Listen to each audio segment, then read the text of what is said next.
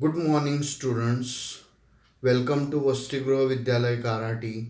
तुमचं इयत्ता 10वीमध्ये स्वागत आहे.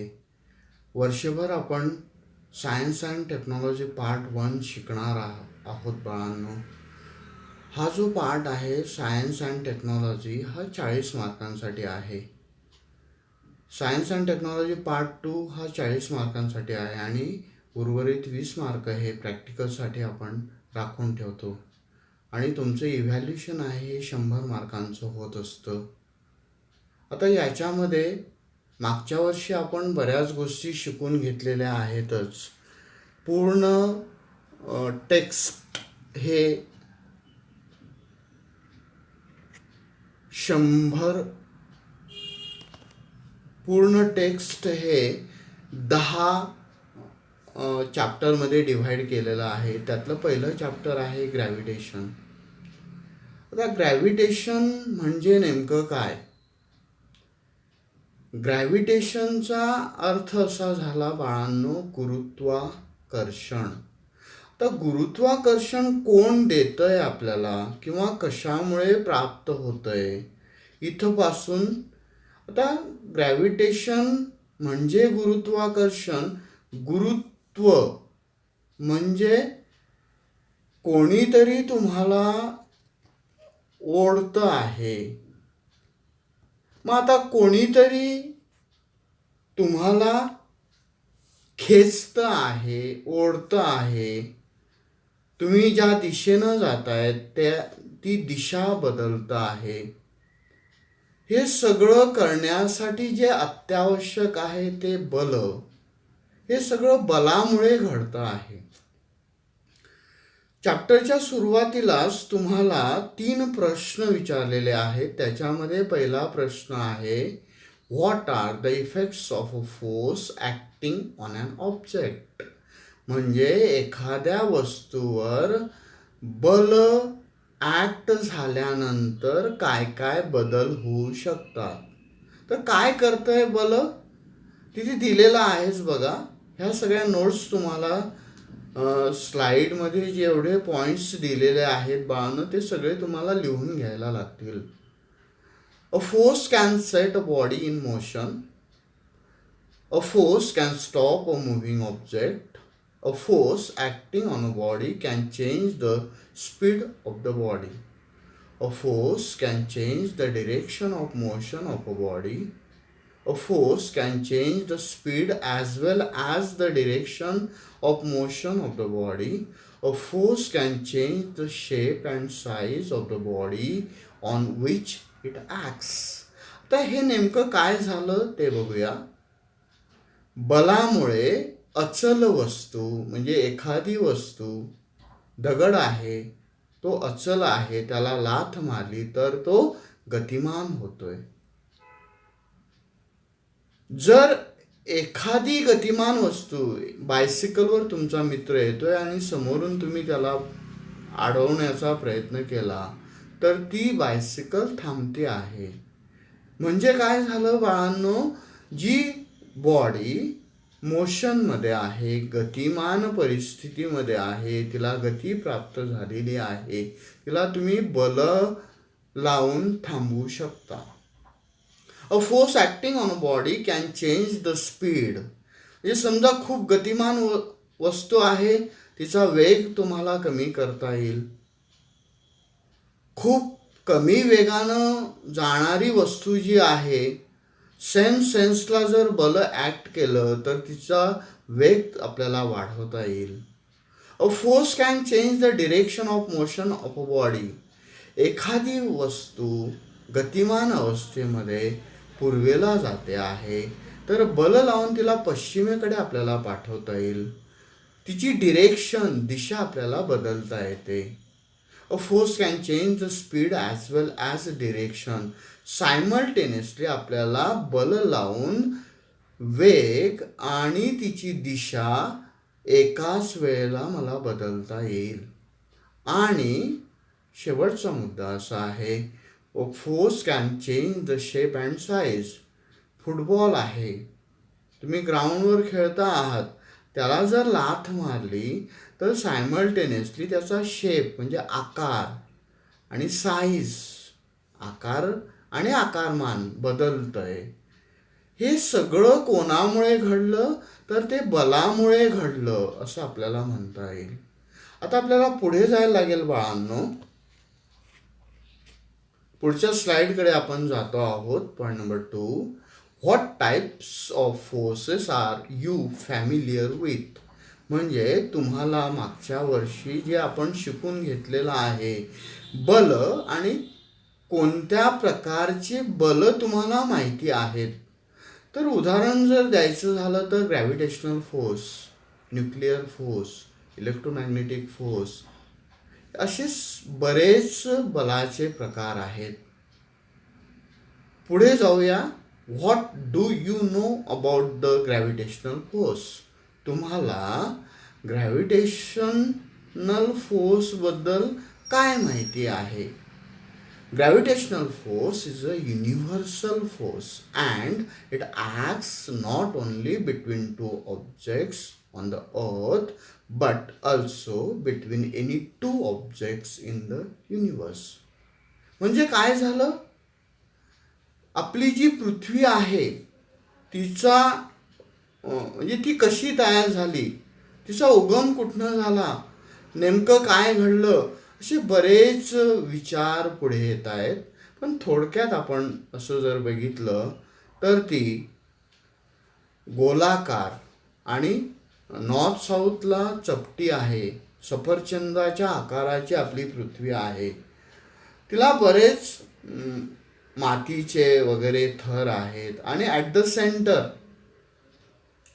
म्हणजे पृथ्वीचा जर सेंटर मी काढायचं ठरवलं तर तिथे सगळं मोल्टन आहे, वितळलेलं सगळं मटेरियल आहे, प्लाझ्मा आहे.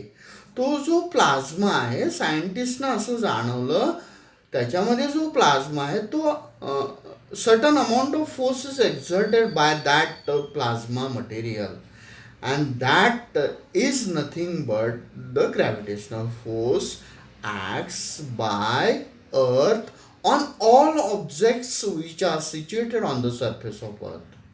म्हणजे पृथ्वीच्या पृष्ठभागावर जेवढे वनस्पती, प्राणी, जे सजीव आहेत आणि निर्जीव आहेत त्या सगळ्यांवर gravitational force acts by the earth on every objects.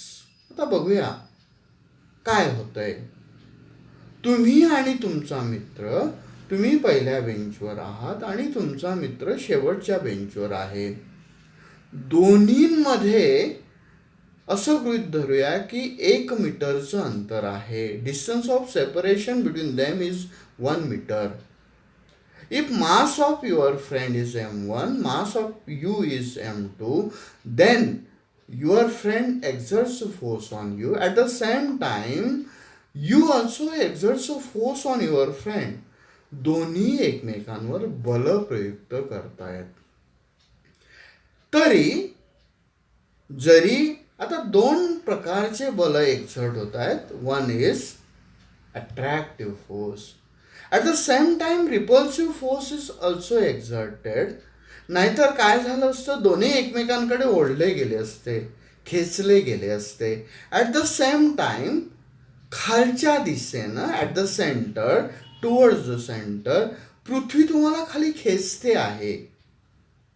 आणि तिनं जे ॲक्ट केलेलं बल आहे त्याला युनिव्हर्सल फोर्स किंवा ग्रॅव्हिटेशनल फोर्स असं आपण म्हणतोय. ते कोणे ॲक्ट केलं? अर्थनं ॲक्ट केलं. कोणावर ॲक्ट केलं? सगळ्या बॉडींवर ॲक्ट केलं. मग आता मी फक्त 2च, तुम्ही आणि तुमचा मित्र हे 2च उदाहरणं घेतले. मग फक्त त्यांच्यावरच बल ॲक्ट होतंय का? नाही. त्यांना 1 आणि 2 जर म्हटलं, 50 मुलं आहेत. Every object एक्झर्ट्स a force on other. At the same time every other object एक्झर्ट्स a force on you also simultaneously. आणि हे सगळं घडतंच आहे. आता पुढे जायला लागेल आपल्याला. हे सगळं युनिव्हर्समध्ये घडतं आहे. आणि हे सगळं एकदम सुरुवातीला कोणाला जाणवलं? सर आयझॅक न्यूटन म्हणून आपले प्रसिद्ध सायंटिस्ट आहेत, त्यांना हा फिनॉमिनॉन लक्षात आला. मग फळ किंवा सफरचंद खाली पडताना कोणाला याच्यापूर्वी दिसलंच नव्हतं का?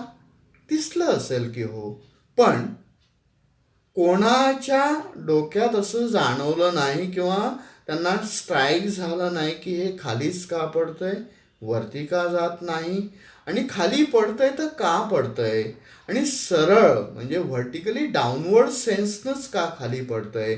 एवढे सगळे प्रश्न सर आयझॅक न्यूटनना पडले. त्यांना ते आणि त्याचं उत्तर शोधायचा त्यांनी प्रयत्न केला. आता ह्या चित्रामध्ये तुम्हाला असं दिसतं आहे की सफरचंदाचं झाड आहे ते अर्थ सरफेसवर म्हणजे पृथ्वीवर पृष्ठभागावर उगवलेलं आहे. आणि जेव्हा केव्हा ते खाली पडताना दिसतं आहे, it acts in downward sense. पहिली गोष्ट कसं ॲक्ट होतं आहे, ते डाऊनवर्ड सेन्सला ॲक्ट होतं आहे. म्हणजे पहिला मुद्दा मला असा समजला, gravitational force is a universal force. पुढे जाऊन असं मला म्हणायला लागेल, जो फेनॉमेनॉन ऑफ ग्रॅव्हिटेशन आहे तो सर आयझॅक न्यूटननं डिस्कवर्ड केला, शोधून काढला. काय शोधलं त्यांनी?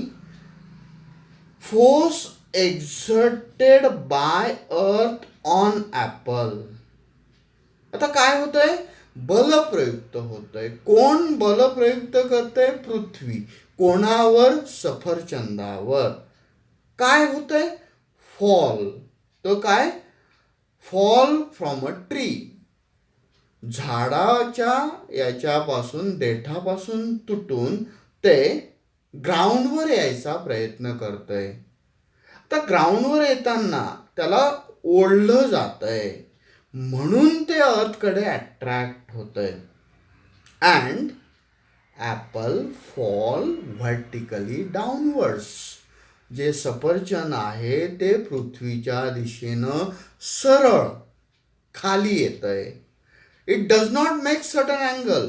ते काही अँगल वगैरे तयार करत नाही, किंवा हॉरिझॉन्टली ते इकडे किंवा लेफ्टला राईटला जात नाही, सरळ खाली येतंय.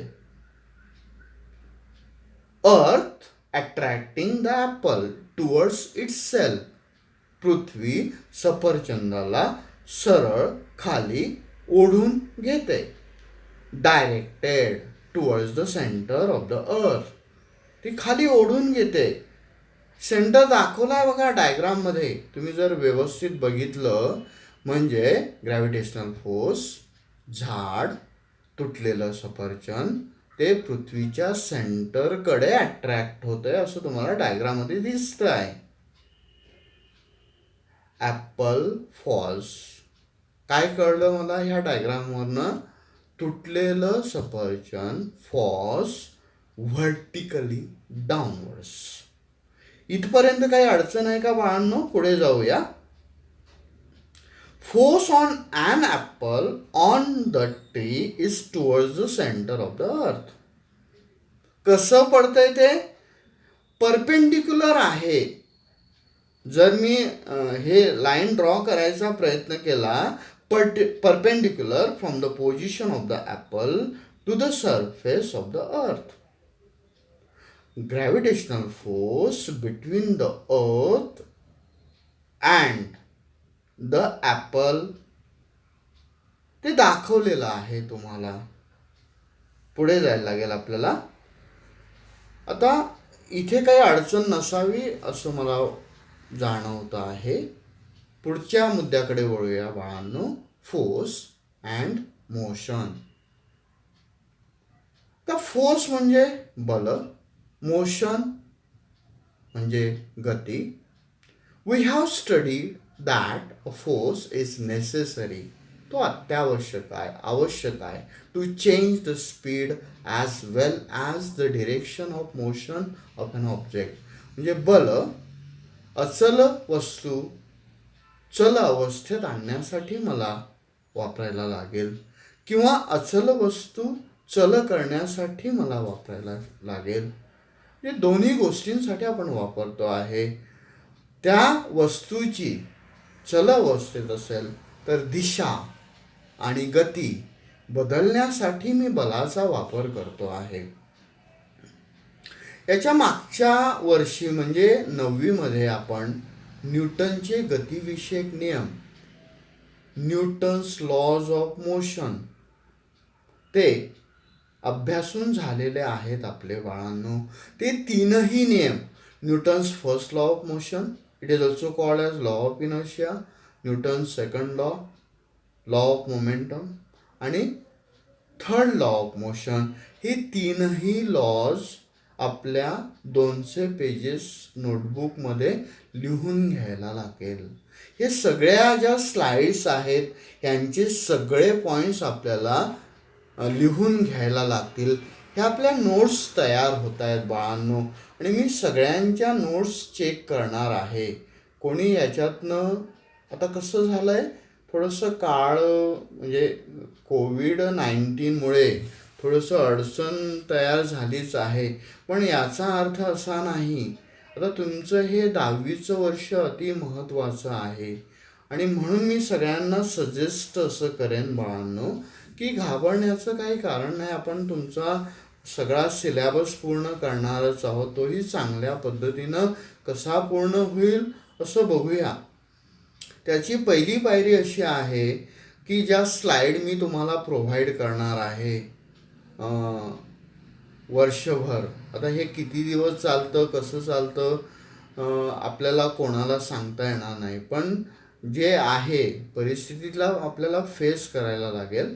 म्हणून आपण काय करूया, प्रत्येक दिवशी आपल्याला सायन्स स्टडी करून घ्यायला लागेल, अत्यावश्यक आहे ते सगळ्यांसाठी.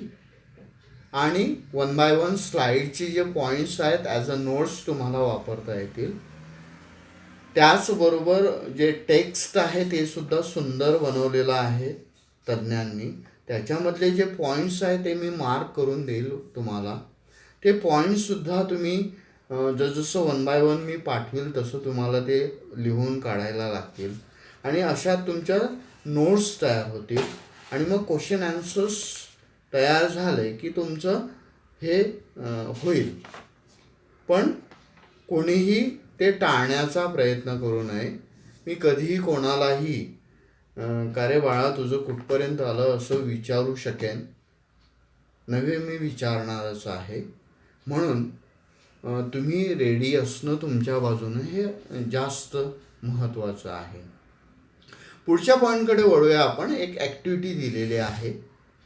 काय आहे बरं ती activity? Do the activity as shown in figure alongside. मी तुम्हाला ते करून बघायचं आहे. एक दगड दाखवलेला आहे. दगड तुम्हाला सभोवताली कुठेही मिळेलच, नाही का? आता दगड एक घ्यायचा आणि त्याला दोरा बांधायचा. तो जो दगड आहे त्याला मी ऑब्जेक्ट असं म्हणतो आहे, आणि दोरा जो आहे त्याला स्ट्रिंग असं आपण इंडिकेट करतो आहे. अँड तो जो दोरा आहे म्हणजे दगडाला दोरा बांधला आणि हातात धरून त्याला असा फिरवतो आहे मी. कसाही फिरवा, तुम्हाला जसं जमेल तसं फिरवा, नाही का? आता काय घडतं आहे असं जर मी विचार केला तर जोपर्यंत मी फिरवतो आहे तो stone revolving around the circular orbit, एक सर्कल तयार झालं बघा. आणि तो object along the centre, towards the centre, some sort of force is exerted. तो बाण दाखवला आहे बघा डायग्राममध्ये. अलॉंग द सेंटर बल प्रयुक्त होतं आहे. ते कोण एक्झर्ट करतं? अर्थ एक्झर्ट्स अ फोर्स. बघूया काय म्हणतायत ते. Tie a stone to one end of a string. एक दगड बांधायला लागेल. Other end in your hand. दुसरं जे टोक आहे दोराचं, दोरीचं, स्ट्रिंगचं, ते तुमच्या हातात आहे. The stone moves along a circle. दगड सर्क्युलर मोशनमध्ये फिरायला लागला. आता काय घडतंय? फोर्स ॲक्ट्स, त्याच्यामुळे काय घडलं? We are pulling the stone towards us. मी काय करतोय? दगडाला माझ्याकडे बांधून ठेवलं, towards the centre of the circle. काय झालं? Applying a force towards it. The force stops acting if. आता काय झालं? जर मी तो म्हणजे जे लावलेलं बल आहे मी ते सोडून दिलं तर काय होईल, असा विचार करायचा आहे. नव्हे ते करून बघायला पण काही हरकत नाही. सोपं आहेच आहे बाळांनो ते. पुढे जाऊया, काय होतं ते बघायला लागेल आपल्याला. बघूया आता. जे ते पिक्चर होतं तसंच आहे, फक्त दगड आणि थोडीशी आकृती मी बदललेली आहे. इथे मधला जो पृथ्वीचा गाभा आहे तो पिवळसर रंगानं आपण शो केलेला आहे आणि circumference of a circle dotted लाईन्सनं दाखवलेला. आणि रिलीज केल्यानंतर तो दगड कोणत्या दिशेला जाईल ते दाखवलेलं आहे बघा. Clear it indicates that centre of the अर्थ object attracts towards the centre. त्याला एक वेगळं नाव दिलं, सेंट्रिपेटल फोर्स. आणि रिलीज केलं तर तो ऑब्जेक्ट त्या लाईनला exactly it makes an angle of 90 degree. म्हणजे सेंटरपासून एक सरळ रेषा आणि जी इकडे येते 90 अंशाचा कोन करते आहे. It is also called as tangential line. दुसऱ्या भाषेत मला असं म्हणता येईल बाळांनो, tangential line drawn to the object किंवा surface of the object indicates the direction of released body. बघूया काय म्हणतायत ते. Force stops acting. जर मी बल लावायचं थांबवलं तर if we release the string, release करून टाकली मी, सोडून दिली, तर the stone will fly off. तो पुढे जातोय अलॉंग अ स्ट्रेट लाईन, सरळ दिशेनं तो पुढे जातोय. Which is the tangent to the circle. तो सर्कलला टँजंट शो करतोय. At the position of the stone, जिथंपासून दगड रिलीज झाला त्या पॉइंटला तो टँजेन्शियल लाईन शो करतोय. म्हणजे टुवर्ड्स द सेंटरला लाईन ॲक्ट झालेली डॉटेड लाईन आणि त्याची दिशा, ह्या दोघांमध्ये exactly it makes an angle of 90 degree. बघूया आता ते काय म्हणतायत. Circular motion and centripetal force. त्याच्यामध्ये a force acts on any object moving along a circle. जर एखादी वस्तू सर्कलमध्ये रोटेट होत असेल, सर्कम्फरन्स ऑफ अ सर्कलवर फिरत असेल बल ॲक्ट झाल्यामुळे, तर it is directed towards the centre of the circle. ती कुठे डायरेक्ट होते? पृथ्वीच्या गाभ्याकडे, सेंटरकडे ॲक्ट होते. धिस फोर्स जो टुवर्ड्स द सेंटर, टुवर्ड्स म्हणजे च्याकडे ॲक्ट होतोय, त्याला आपण वेगळं नाव दिलं सेंट्रिपेटल फोर्स. काय नाव दिलं बाळांनो? परत बघूया. ही जी टर्म आहे सेंट्रिपेटल फोर्स, ही अति महत्त्वाची टर्म आहे. आणि ही टर्म बऱ्याच जे सेंट्रिफ्यूज मशीन आहे, जे क्रीम सेपरेटर्स आहेत, त्याच्यामध्ये बऱ्याच मशीन्समध्ये आपण हे वापरतो आहोत सध्या. आपल्या चेहऱ्याला लावायचं क्रीम आहे, एक्झॅक्टली ते याच्या विरुद्ध कसं काम करतं ते आपल्याला पुढे शिकायचंच आहे. पण हे अगोदर समजून घेऊया, परत बघूया. What do you mean by centripetal force? A force acts on any object moving along a circle and it is directed towards the centre of the circle. This force is called centripetal force. पुढे जायला लागेल बाळांना आपल्याला. चला पुढे जाऊया. मग आता फक्त दगड जो आहे त्याच्यावरच ते ॲक्ट होतंय का? म्हणजे दगड किती उंचावर आहे, तर फार फार झालं तर 1 metre, 2 metre, 10 metre, 1 kilometre, 2 kilometre. मग इकडे अजून एक लेफ्ट हँड साईडला एक डायग्राम दाखवलेली आहे पिक्चरमध्ये. रिव्होल्युशन ऑफ मून म्हणजे आकाशगंगा, पृथ्वी, सूर्य, चंद्र अशी जी एक तयार झाली, ती एक आकाशगंगा, वन गॅलॅक्सी. आता हे जे खगोलशास्त्रज्ञ आहे त्यांचं असं म्हणणं आहे की एक गॅलॅक्सी आहे. मग अशा असंख्य galaxy, there are number of galaxies in the universe, एकच नाही. मग पृथ्वीचं जे ग्रॅव्हिटेशनल फोर्स आहे ते जसं आपल्यावर ॲक्ट होतंय तसं चंद्रावर सुद्धा ॲक्ट होतंय, ते दाखवलेलं आहेच तुम्हाला. म्हणजे एक्झॅक्टली चंद्र पृथ्वीकडे towards the centre in downward sense, पृथ्वी त्याला बांधून ठेवते आहे. त्या बलाच्या माध्यमातनं gravitational force tied it towards, आणि तो जसं आपण दोरा, स्ट्रिंग, दगडाला दोरा बांधला तसंच ॲक्ट होतंय ते. And this moon is revolving round the circular orbit.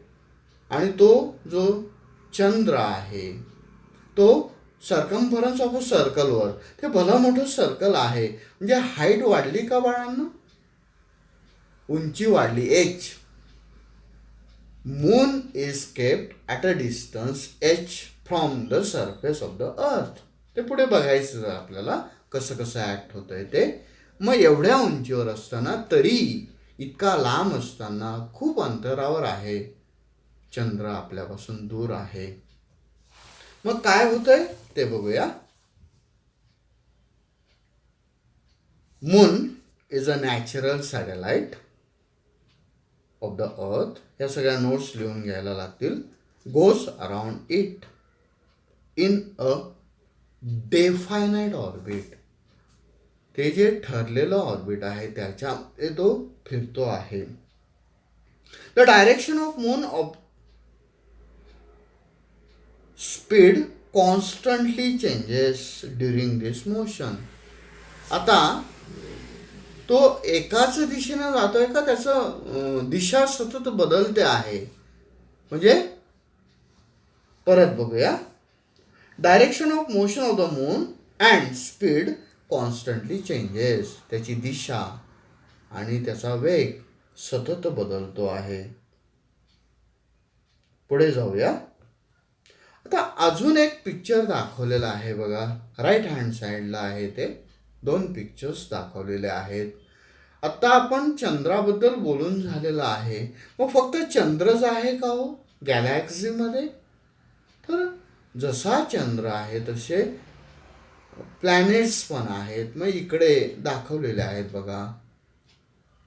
सन, सूर्य दाखवलेला आहे. It is at the centre. चंद्र पण आहे आणि अदर प्लॅनेट्स जेवढे केवढे आहेत, शनी, मंगळ, बुध वगैरे वगैरे, ते सगळे डायग्राममध्ये शो केलेले आहेत. आणि जसा पृथ्वी चंद्रावर बल प्रयुक्त करते आहे and it rotates in an definite orbit, तसंच one planet exerts a force on other at the same time second also exerts a force on first. तसंच sun exerts a force on moon at the same time moon exerts a force on sun. हे सगळं घडतंच आहे. सगळे एकमेकांवर बल प्रयुक्त करत आहेत आणि म्हणून they all are tightly bonded with each other at the same time.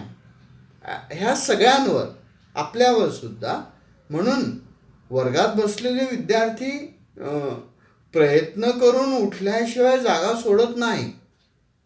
कोणतीही अचल वस्तू, आपल्या कराडीच्या वसतिगृह विद्यालयाच्या ग्राउंडवर एखादा दगड पडलेला आहे, त्याला बलप्रयुक्त केल्याशिवाय किंवा तुम्ही लाथ मारल्याशिवाय तो त्याची जागा बदलत नाही.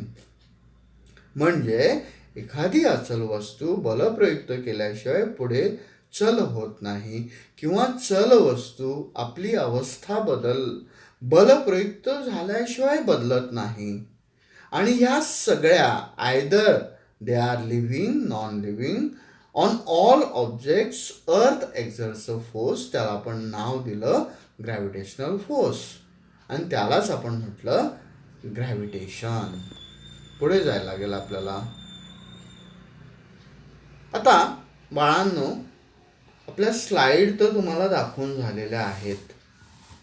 पुढे मग आता काय झालं? Moon revolves around the earth.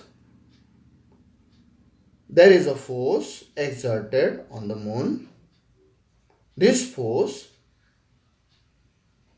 exerted by the earth attracts the moon towards itself. At the same time, sun must be attracting the planets. परत बघूया. Sun must be attracting the planets including earth towards itself. आता आपलं page number 1 आणि 2 बघून झालेला आहे. आता तुम्हाला हा व्हिडिओ तुमचा बघून झाला की सेम डेला ते वर्क कंप्लीट झालं पाहिजे. ज्या स्लाईड तुम्हाला प्रोव्हाइड केलेल्या आहेत त्या सगळ्या तुम्ही 200 पेजेस नोटबुकवर लिहून घ्यायला हव्यात. आणि तुमचं हे अतिमहत्त्वाचं वर्ष आहे. एवढं झालं की रोज आपण भेटायचा प्रयत्न करूया असं मी प्लॅन करतो आहे. मग पेज नंबर 1 आणि पेज नंबर 2 मी तुम्हाला सेंड करेन.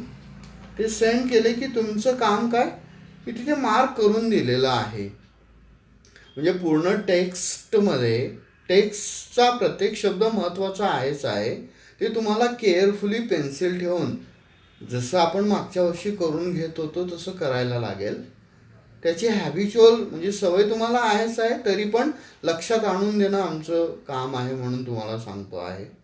त्या नोट्स पेज नंबर 1 आणि 2च्या तुम्ही लिहून घेणार. तेवढं झालं की आपण पुढच्या वेळेला जेव्हा भेटणार तेव्हा पुढचं बघणारच आहोत आपण. तूर्त आज एवढं पुरेसं आहे. पण तुमचं हे अतिमहत्त्वाचं वर्ष आहे. तुमचे आईवडील जे आहेत पॅरेंट्स ते थोडेसे काळजीमध्ये आहेत. म्हणून तुमच्या बाजूनं डे बाय डे रोज तुम्ही अभ्यास केला तर त्यांना पण बरं वाटेल. आणि आपण तर तुम्हाला पुरेसं मटेरियल देणारच आहोत. काळजीचं किंवा काळजी करण्याचं काही कारण नाही.